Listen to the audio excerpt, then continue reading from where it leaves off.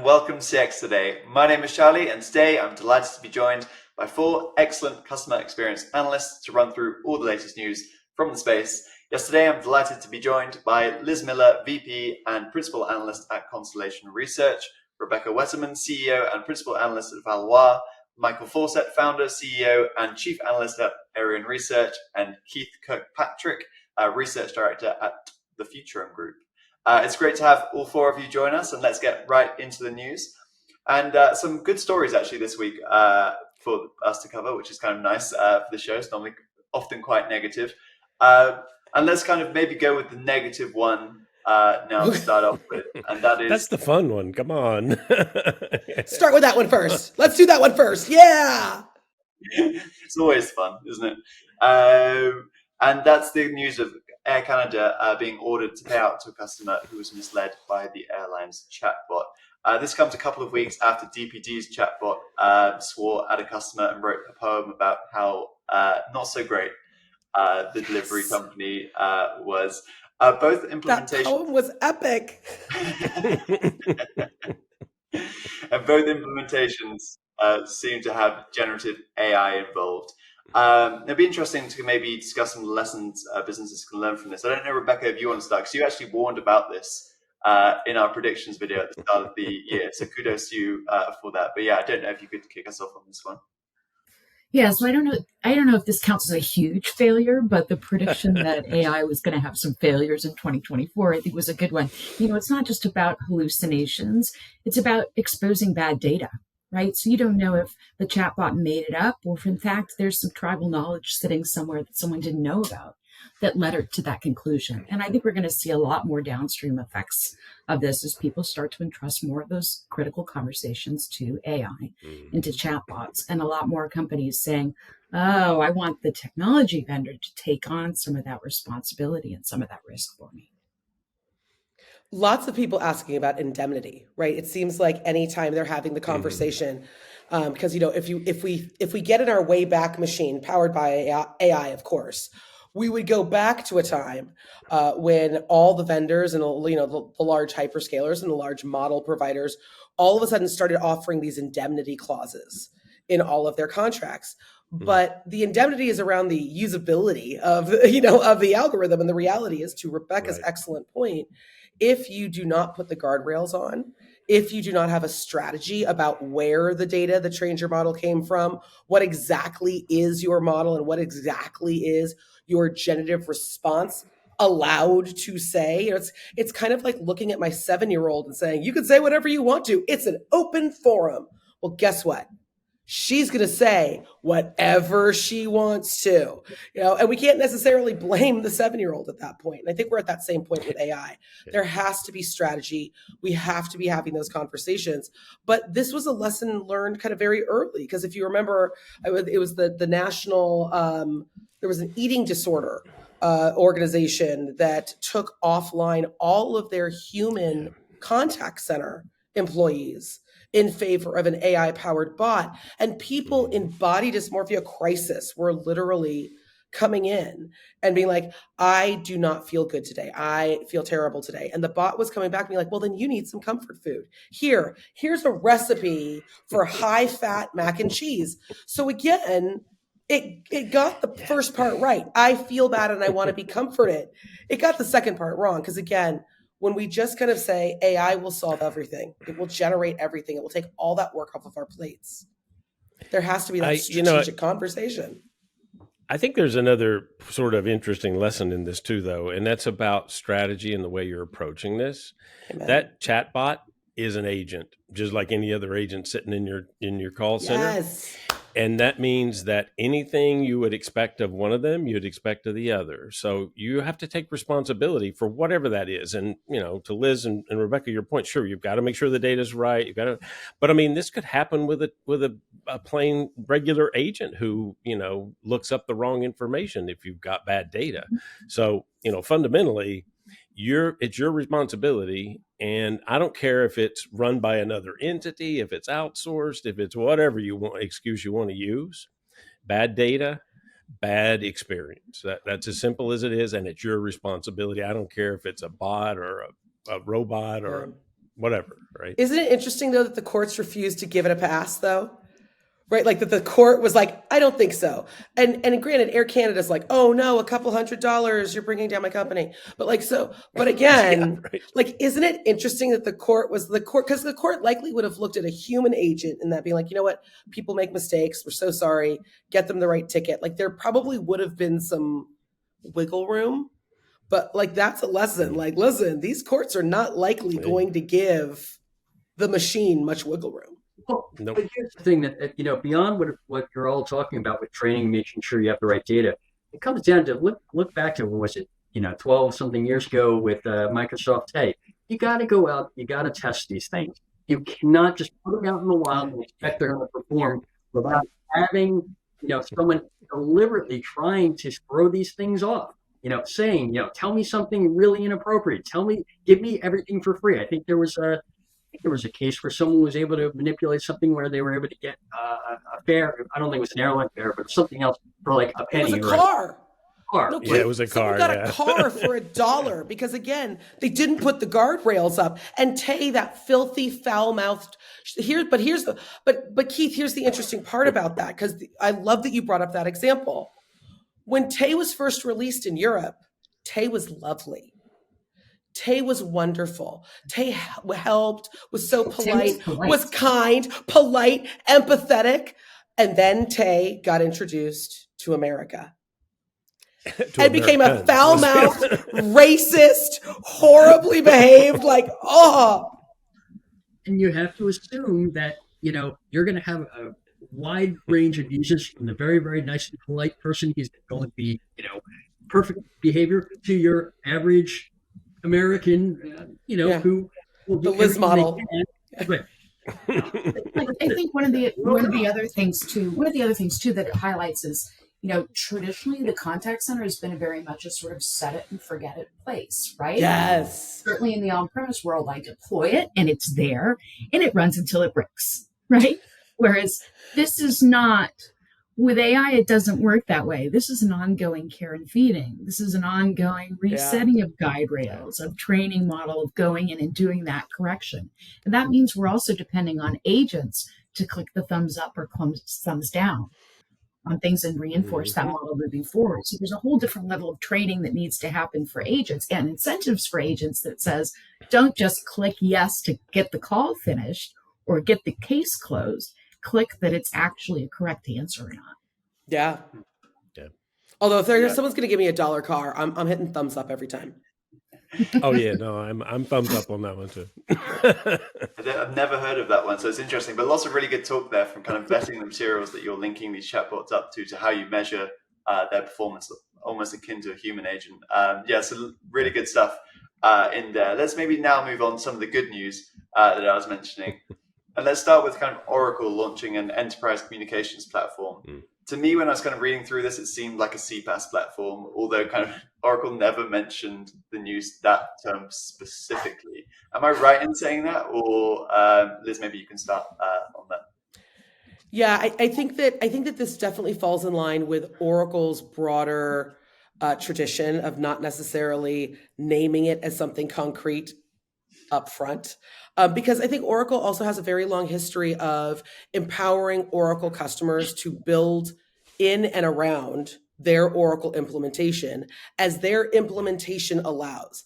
I think that the importance of having that CPaaS functionality, whether we want to call it that or not, is that Oracle's other tradition, shall we say, has kind of been a little maybe around what Rebecca was talking about in our last segment of set it and forget it, right? When you have this big on-premise hulking beast, you just put the customizations on and hope that it's working, right?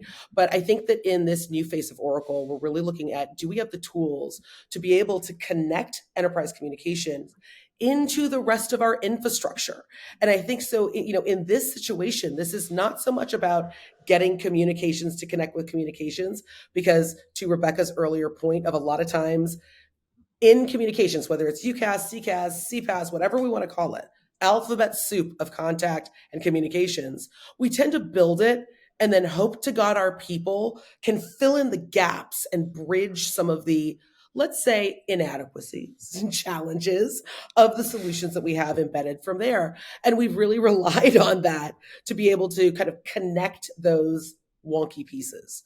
But really what Oracle is kind of providing their customers is the capacity to build what is needed as opposed to build what Oracle built. And I think that's really indicative of Oracle's new kind of mantra, moving into that cloud, moving into kind of that hyperscaler world where they really want things to be far more flexible, but they want it to fit back into where their customers stand today from their cloud and from their cloud infrastructure. I think that's the important part of the story. Yeah, well, and I think too, we learned a lot, during the pandemic and during things that we've tried to deploy in the cloud in general, that you create silos every time you deploy one of these applications, and that's not just data. I mean, it's important that it's data, but it's also communication. And if you can't connect everything together across your business, then you're just going to create problems for yourself, whether it's data or whether it's communication. So call it a CPaaS. I mean, that's fine with me. It seems like it is, but they're really just giving the customers the capability to connect their whole business together from a communication perspective, which I think is absolutely critical these days. And, it took 4 years. Maybe it shouldn't have taken that long, but at least they have the product, and it does make a lot of sense to me that it helps link up that whole operation.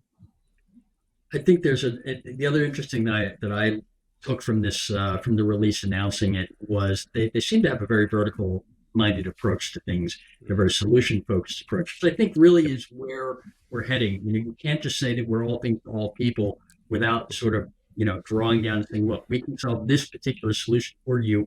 As Liz said, we have to provide these tools and link everything together. And you can't just throw this nebulous, hey, we have this big CPaaS or whatever ECM, whatever platform they're calling it, and just say, go and do as you will. You need to actually direct them and say, look, this can solve your particular business challenge. I think it plays to Oracle's strength too, from a CX perspective, around pulling the different pieces together, right? This is not just about a CPaaS application. This is about linking the different pieces together. And by the way, if you're running that on Oracle infrastructure, then you should be running finance. You should be running HR. You should be running supply chain, so you can bring all of that data together. Yeah, no, that's a good message. I thought some of the vertical use cases were really interesting too. Like some things that we haven't necessarily had a lot of conversation around, but the fact that, first responder tying video together, different kinds of video together, different types of communication channels.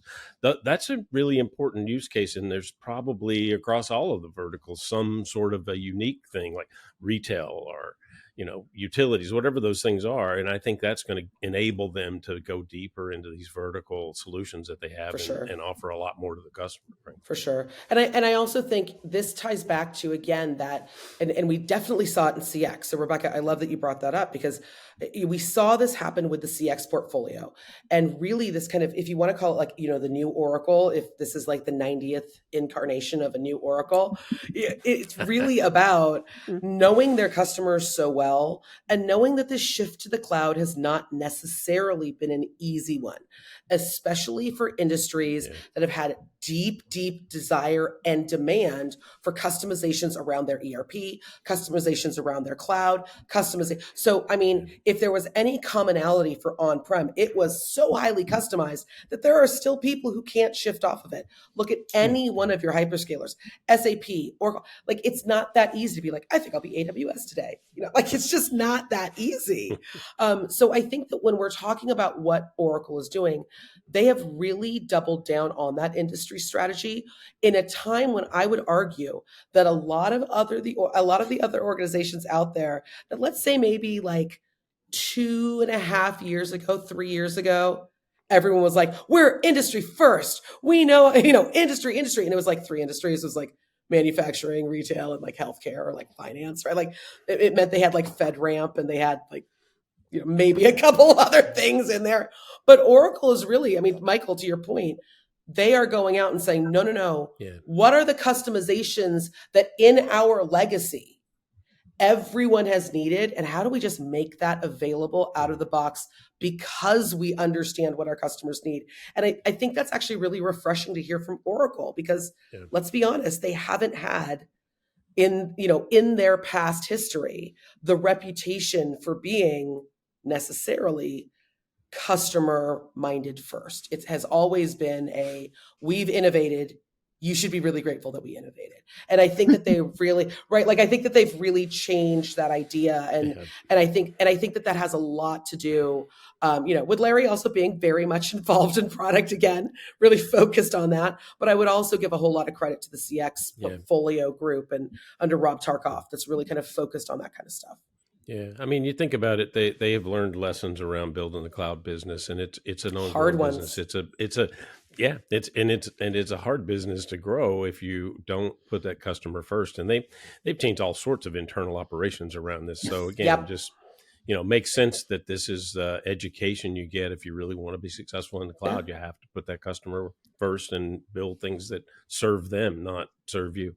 And if you're going OCI, to Rebecca's point, you've already looked at things like this, right? This is a very familiar movement, because if you're on OCI, you've already looked at the platform tools for data, the platform tools for finance, the platform tools for tools for supply chain. Communications becomes that next obvious thread for them. So I think it's a great move. Yeah. Awesome. Lots of really good stuff there. And I like how we've kind of come full circle from last month also to the industry specific innovation. And as Michael actually said, that especially around public services, some of the examples of how they're using this ECP are really cool. So lots of really great conversation there too. Let's maybe now move on to our kind of final talking point. And that is HubSpot hitting new heights with their kind of CRM portfolio, reaching 100,000 customers and $1 billion in revenue. I think its stock is up 60% from this time last year. It'd be interesting to kind of get everyone's thoughts on what they're getting right within the space. I don't know, Michael, maybe if you want to start on this one. Sure. I mean, I think there are a couple of things about them that it's always been interesting and they've done well. One of them is just the concept they had around building out the community as they grew. So they built their own advocates, and those advocates built advocates. And so, they started out small, mid, now, enterprise to some extent sometimes too. And they've really owned those, starting with marketing and then moving across the stacks, building in some freemium.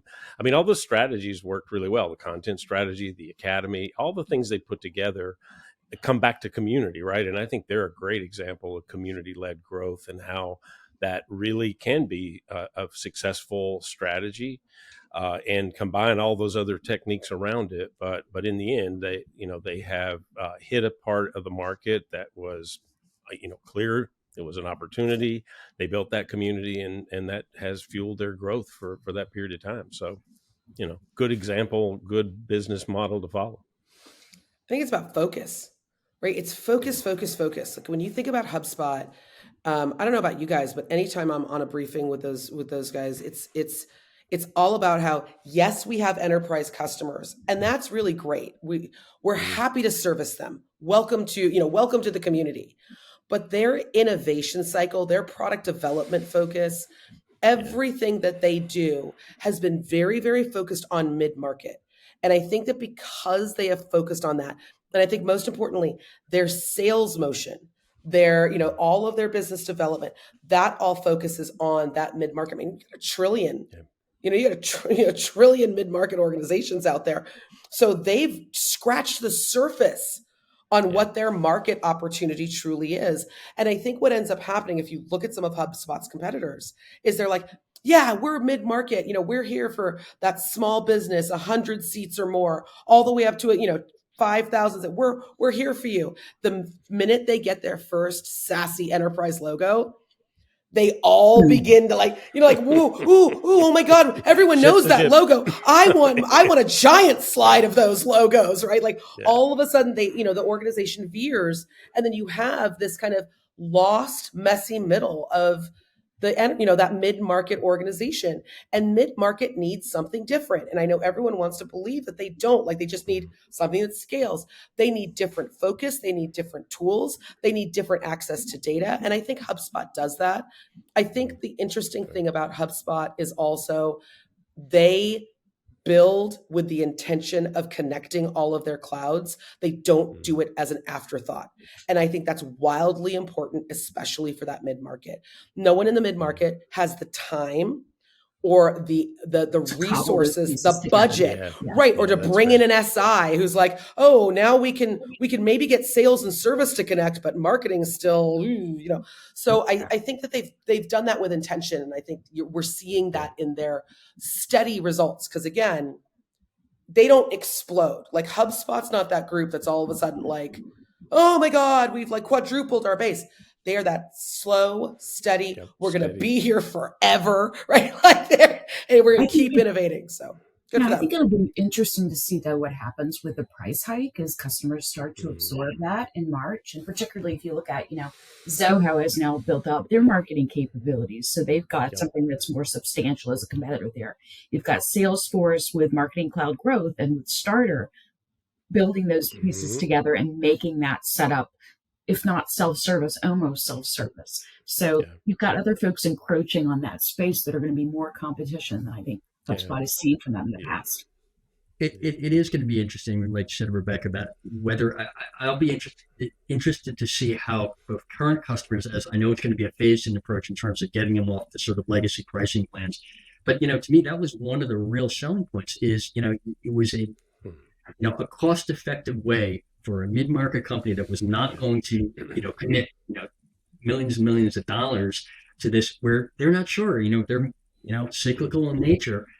To me, that was a real selling point for them. Yeah. And we'll see how they respond. As you mentioned, you have other companies coming in, starting to slightly come down, from enterprise to market too. So Well, and also the idea of the platform and the fact that that was a smart strategy for them. But you look at Zoho; they've done exactly the same thing, right? Everything's integrated in the back end, the data, no silos, all right there. Right. And I think that's a lesson that has been learned over and over again for the mid-market especially, but honestly for any application vendor. Tie that all together and it makes it easier from an adoption standpoint, and it makes it easier for you to land and expand. So good strategy, good example. But I also think part of the challenge, and I think, Keith, this is where I totally agree with what you're talking about. Like with that pricing, there's going to be a little of that, maybe a little sticker shock. But I also think that you end up with, who doesn't have sticker shock? Like on some of these, like, are you going to have sticker shock up front, or do you have it at the back end when every month your CFO is like, you spent how much on a line item called data? Like, what the hell is this? So I think that there's sticker shock going around in a lot of different places right now. I think their freemium model to get people in, like, there's always going to be that model. But I think that where HubSpot is going to need to watch out, and Rebecca, totally agree. Like you have really great tools and platform organizations like Zoho coming in strong. And with Zoho, you can run your entire business on Zoho One. Like you're running payroll, you're running finance, you're running everything for an extremely reasonable price. For an extremely reasonable price, right? But I think what's interesting is that for HubSpot, I think part of their success is also that perhaps earlier than some of the other, let's call them more CX-centric platform players, right? That offered that sales marketing, the sales marketing service connection. They also understood very early that you likely weren't starting with all things. Like you weren't walking in greenfield and saying, yes, I'd like everything, please. Set it up in a nice, easy package. You were likely starting with little pockets of HubSpot and growing and integrating from there. So I think that they've been very mindful of that. I think that their adherence to the whole world is inbound. We've even started to see maybe that shift a bit. So I think this year is going to be really interesting for them, Charlie, because they've seen nice growth. They've seen that kind of what having a little more revenue coming in the door, having those customers who are happy, having that community that's advocates. They've seen that they're effectively winning against those big players like Salesforce, and they're doing a good job. But what starts to happen when people are like, hey, like to Keith's point, wow, there's a price increase, but then I've got all these other price increases. And now if I look across everything, what am I going to do? So I think they're going to have to be really careful from a thought leadership perspective. I think that's where they might hit a sticky slope this year is, are you still going to be able to bang that inbound drum as the only reason why you need to come to HubSpot is because we think about customer differently, because the reality is kind of everyone in the market thinks about customer differently. Yeah. But yeah, lots of really great stuff there, and great for HubSpot. I think hitting that 60%. Although it is interesting, you mentioned Zoho. It's another brand we don't actually talk about that much, but again, it's kind of up and coming too. So then it'll be interesting, as a few of you mentioned, to see how they navigate that kind of price increase. I think of 5% that's coming into effect in a few days. I think. Yes, lots of really good stuff there. But I think that's a really great place to end today's chat. Thanks to all our wonderful analysts for joining me, and thanks everybody for watching. Bye for now.